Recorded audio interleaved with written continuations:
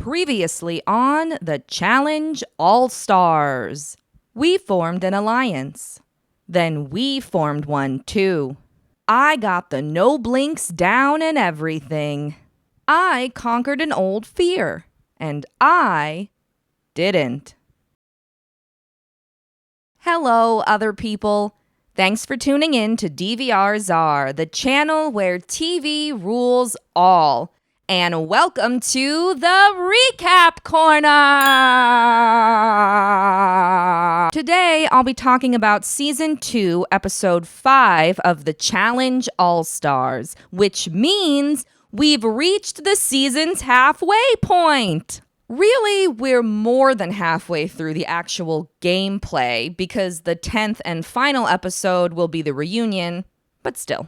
Before we dive into the new episode, I want to say a quick word about the video I intended to upload last week, which was about the All-Stars episode before this one. It got copyright claimed into oblivion. The video was about a half hour long, and over 20 minutes were claimed by Viacom CBS, even portions that did not include any footage from the All-Stars episode.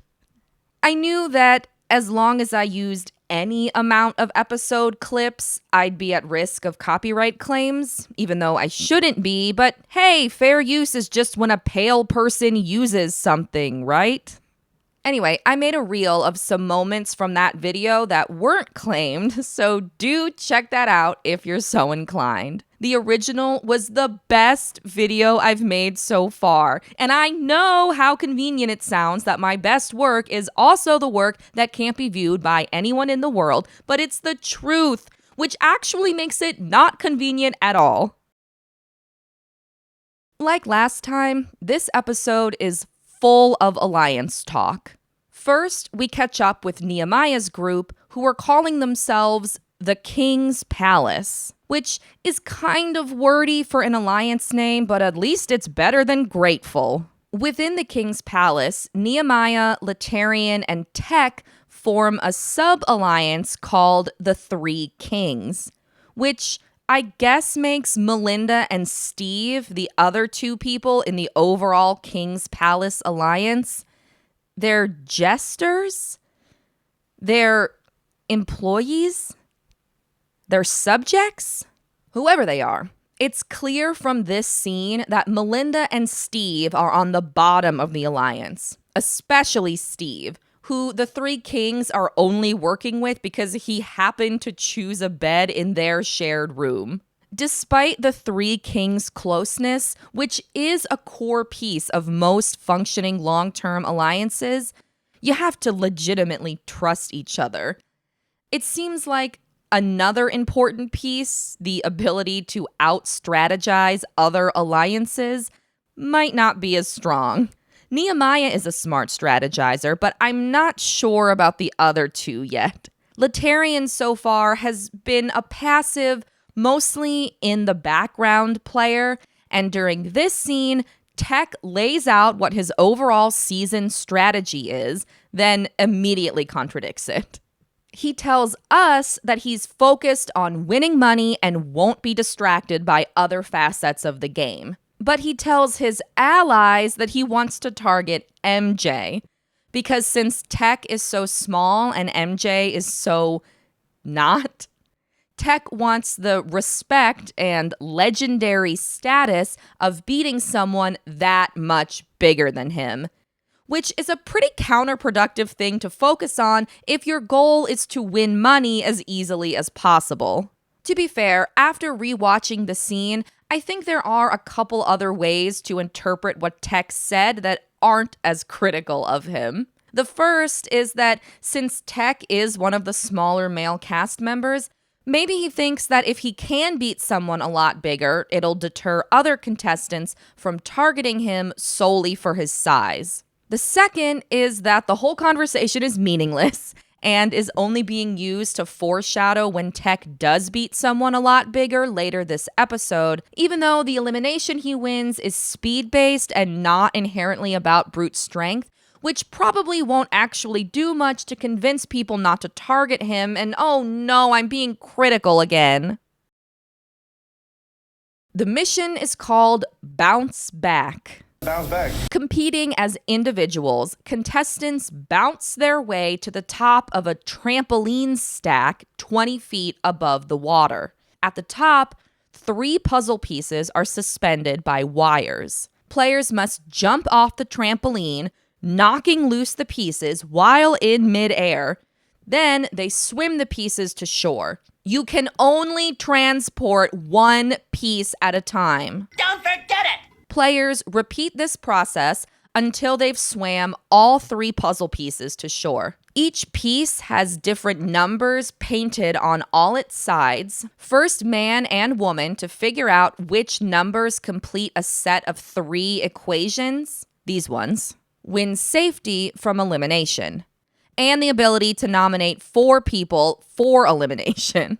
Slowest man and woman are sent to the arena.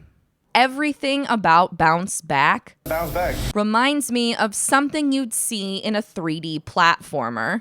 Whee! Woo! Uh-oh.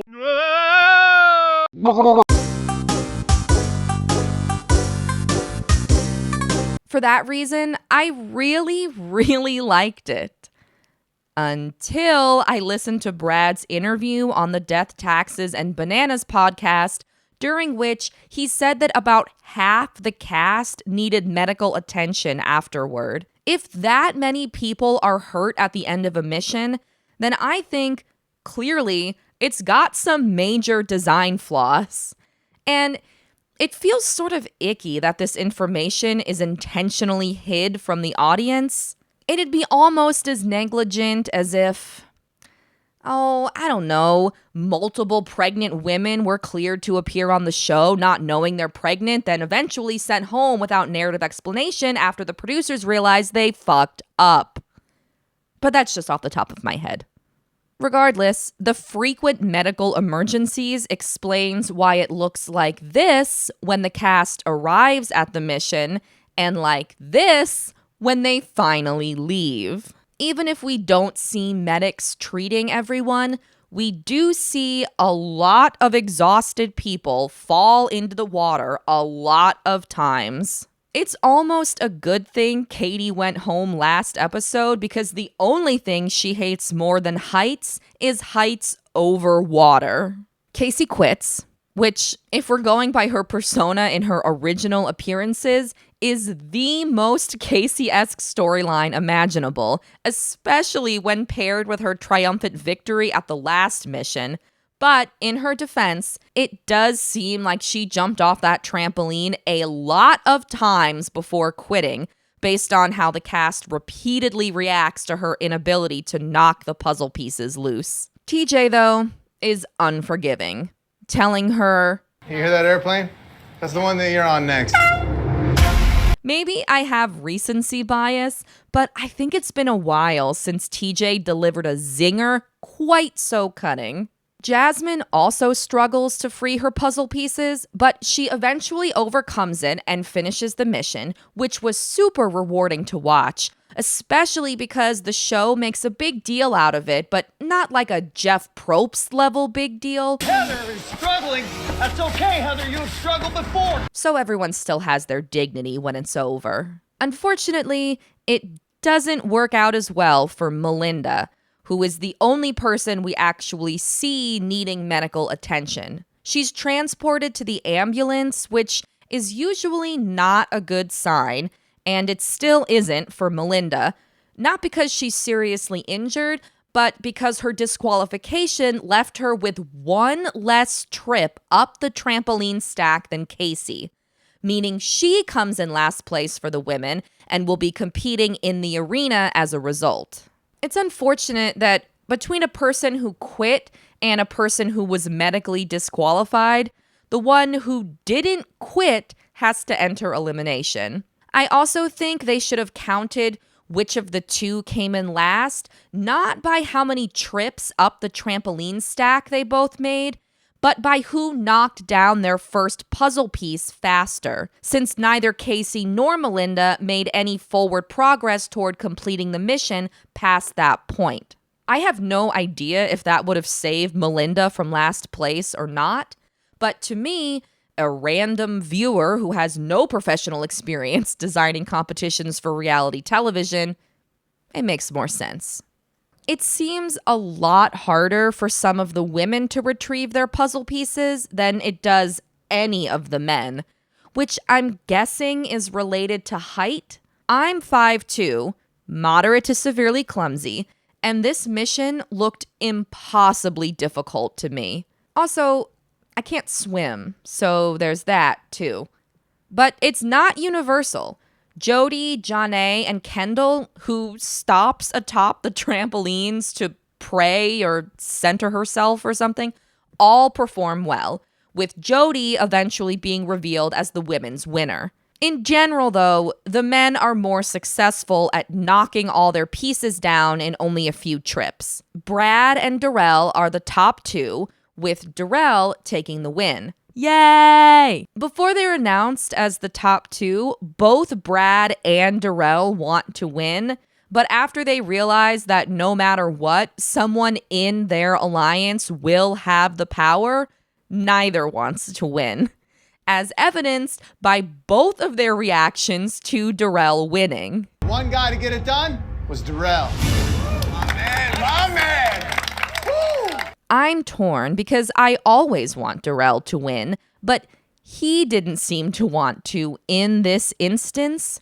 So I guess I'll rescind my earlier yay and exchange it for a boo. Tech was another natural on the trampolines, but he was a nightmare at solving simple math equations and loses his chance to win as a result. However, no one performs as poorly as Steve. Thinking he's found a clever time-saving strategy, Steve bats down two of his puzzle pieces simultaneously, which on its own was really impressive.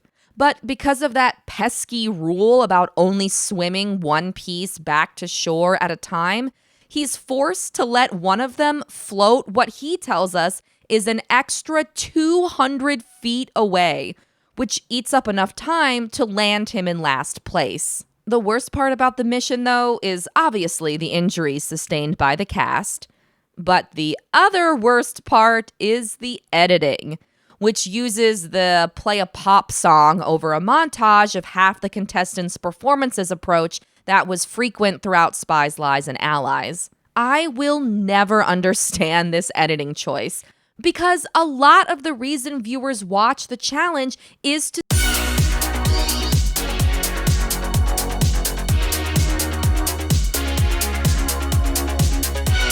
and the musical montage only stops so TJ can tease Tina for jumping on the trampolines like this. That is the coolest technique I've ever seen. Shut up, TJ! After the mission, strategizing begins immediately. Darrell and Jody, tasked with nominating 4 players to potentially compete against Steve and Melinda in the arena, both have a clearer agenda than they did last time they won. Oh yeah, by the way, Darrell and Jody are now the first people to be in the power position multiple times this season. Darrell wants to break up the King's Palace alliance, and Jody wants to target Tina as payback for Tina targeting her during the second elimination cycle. Darrell also uses his shared position with Jody to solidify her as an ally. Specifically, she shakes hands with him and Brad. I kind of assumed Jody was already aligned with them since they were all working with Derek.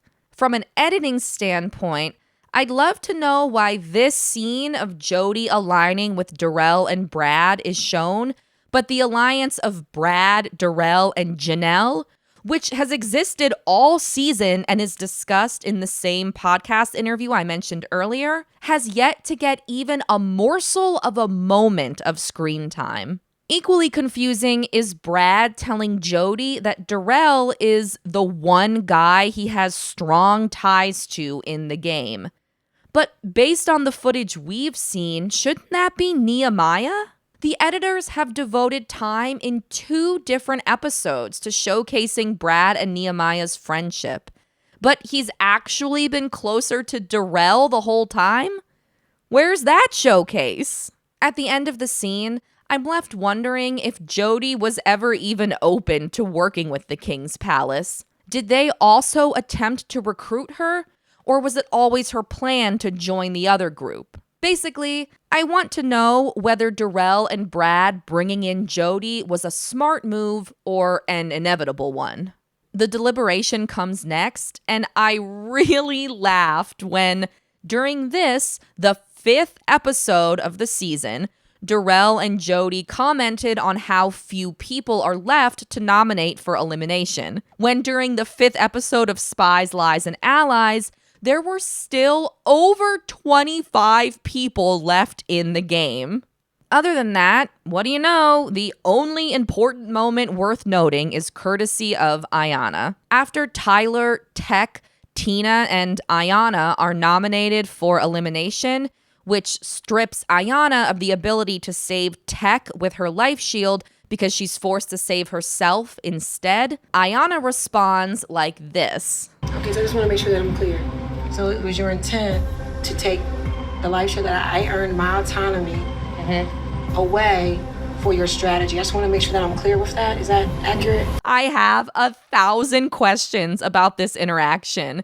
And by 1,000, I mean 3.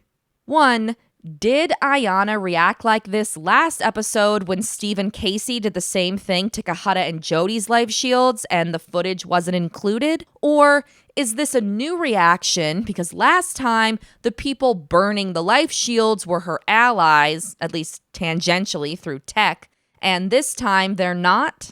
If she was also mad last time, then she's being wantonly obtuse about an entire aspect of the challenge. Strategy. 2, does the Tech-Ayanna bond go both ways? It's been clear since the season premiere that Ayanna likes Tech and wants him to succeed, something that we're reminded of again early in this episode.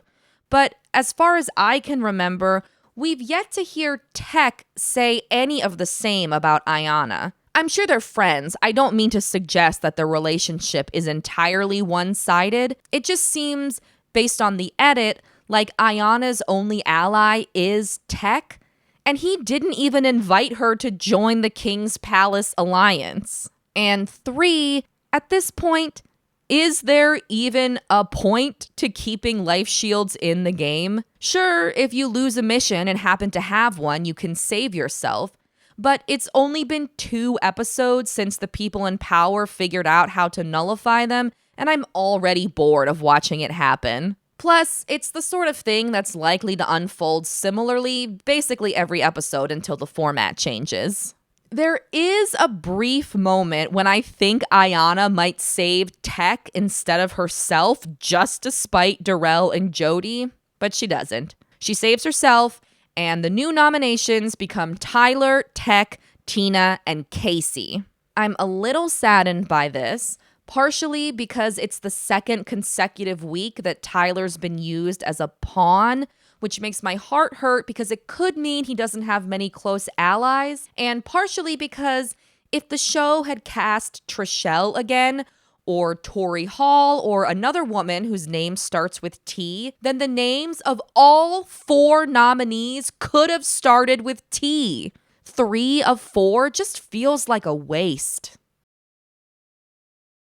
Now that the nominees are set, Steve decides that in the name of self-preservation, he'd rather compete against Tech than Tyler, because Tech is smaller. Since he's supposed to be a member of the King's Palace Alliance, the other members are concerned by his spoken desire to compete against one of their own. Obviously, it's a bad idea to tell your allies that you're going to turn against them, but the extra, even stupider layer is that if Steve had any game sense, he'd have known that Tech was already Darrell and Jody's target. If he hadn't told anyone that he wanted to compete against Tech, Tech still would have been voted in. But Steve could have retained loyalty from within the King's Palace. He wouldn't have needed that loyalty because he'd still probably end up eliminated, but at least he could have appeared on future seasons with a more trustworthy reputation. We transition into the selection the only way the show knows how, with way too loud instrumentals and a lot of whatever this effect is called. Strobe? Overlay? Useless? Casey apologizes for quitting the mission, but also says that the person she used to be wouldn't have even tried once. I appreciate what she's saying, and do think it's likely that old era Casey would have refused to participate as soon as she saw the trampolines. But I hope it doesn't become a running thing that if Casey quits a mission, she justifies it by saying it's a more honorable quit than what she would have mustered up 15 years ago. Tech also gives a memorable speech, even if it's only a sentence. He invokes Marshawn Lynch. In the words of Marshawn Lynch, I'm just here so I won't get fined. That's all you gonna say? We learn that Nehemiah told him about Steve's betrayal prior to the selection. Why don't we see that footage? Tech is obviously affected, and we saw earlier this episode what an emotional Tech looks like. Fuck! Fuck! So it's hard to believe that however he reacted to Nehemiah's news wouldn't have made engaging reality television. The cast votes, as is the trend this season. It's not close.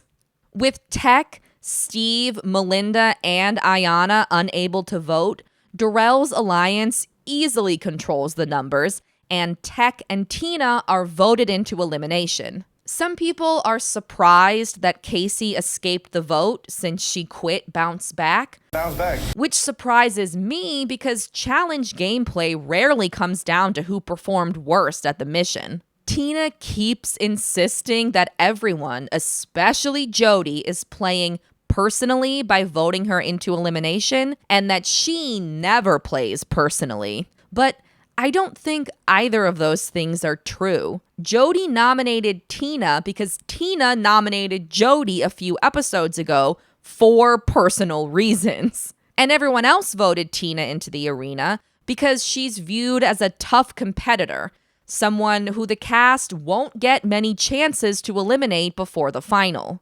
Afterward, we see a very tense moment of Steve and Tech, still roommates, both simultaneously packing in case they're eliminated, and Tina uses pots and pans, sort of like how someone would tap a glass to make a toast, to tell everyone that they're a bunch of fake motherfuckers. Then she leaves the room. After she goes, we get a close-up of the pots and pans as if they're going to be like super messed up and dented. It made me laugh. The rest of the scene, however, did not, especially in retrospect after watching the end of the episode, which we're going to talk about right now. As everyone prepares for the arena, Tina continues to stew over the cast's decision to send her there. She tells Melinda and Tyler that she hates herself like this, explaining that she's worked for 10 years on quelling her anger because being angry makes her a less happy person. But now, after being voted into elimination, Tina feels angry. Melinda, like the nice Midwestern lady she is, offers to make Tina green tea and a casserole. We arrive at the arena. The elimination game is called Switchback. 6 skulls are set up in a circle around the arena, 3 for each competitor. Each skull also has a button-activated light attached. Players run between the skulls, turning off their opponent's lights and turning on their own. First person to turn off all 3 of their opponent's lights while still having at least one of their own lit wins. The men compete first. The confessional count between both players is pretty even, for once, which helps pump up the suspense, but the knowledge from last season that Tech is fast, combined with that comment he made earlier about wanting to eliminate someone bigger than him, tip the scales in his favor. Tech does some tipping himself right after the game begins. Eventually, Steve responds by knocking Tech over in the exact same way. Ayanna cries, "Low blow, low blow," which makes me roll my eyes hard because Tech did it first. I'm honestly surprised to see this particular elimination game get physical. It didn't dawn on me prior to Tech's first strike that you could approach it physically like that, which probably means I do pretty terribly in a challenge elimination. Also, what's the point of the rope barriers if the contestants don't have to reset after someone gets knocked out of bounds? After Steve and Tech both push each other down once, no one does it again. But if Steve had continued to play physically, then I think he could have won by using the seconds Tech would consistently lose getting up to establish and maintain a lead. Instead, Steve misses a button, which allows Tech to win quickly after. So long, Steve. I'd like to think you chose to compete against Tech because you knew that eventually the three kings would leave you abandoned in the palace. But I think we all know that's not why you chose him. Tech celebrates. I'm nobody's bitch! Nobody's! Then thanks Steve for giving him his first elimination win. I can't tell if Tech does this genuinely or spitefully, but I think it's genuine. Tech continues his celebration with Nehemiah and Laterrian. They invoke the name the King's Palace, which is presented to us as this big moment during which an alliance is foolishly revealed. But didn't everyone already know about their alliance? Isn't that the reason Darrell targeted Tech? The women's heat is somehow both more and less eventful. TJ says go, Melinda starts running, but Tina just walks to the center of the arena and waits. Both the cast and TJ lightly heckle her, but she doesn't waver, and moments later, Melinda wins the elimination. Sort of disappointed that she didn't get the chance to show everyone her athletic abilities since she didn't really have to compete. Via confessional, Tina tells us that her decision to quit came from the fact that she didn't like what she was becoming, what the challenge environment was bringing out of her. And once she realized that, it was an easy decision to end her time on the show. She says she's happy to lose to Melinda because she actually likes her, and that she just doesn't think she's a good fit for the franchise anymore. To end this recap, I want to talk about a theme from the episode. That being women overcoming hardships. Did I want Tina to quit the show? Was I excited when that happened? No. Bringing back Tina was one of the best casting choices any challenge has made in years. But after listening to her confessionals and to the conversations she had with castmates about the work she'd put into herself in her years away from the show, it was hard not to feel like leaving was the right choice for her. I think it takes courage and conviction to recognize the best thing for yourself, then actually do it, even if you know other people won't like it. It's something I fail at all the time.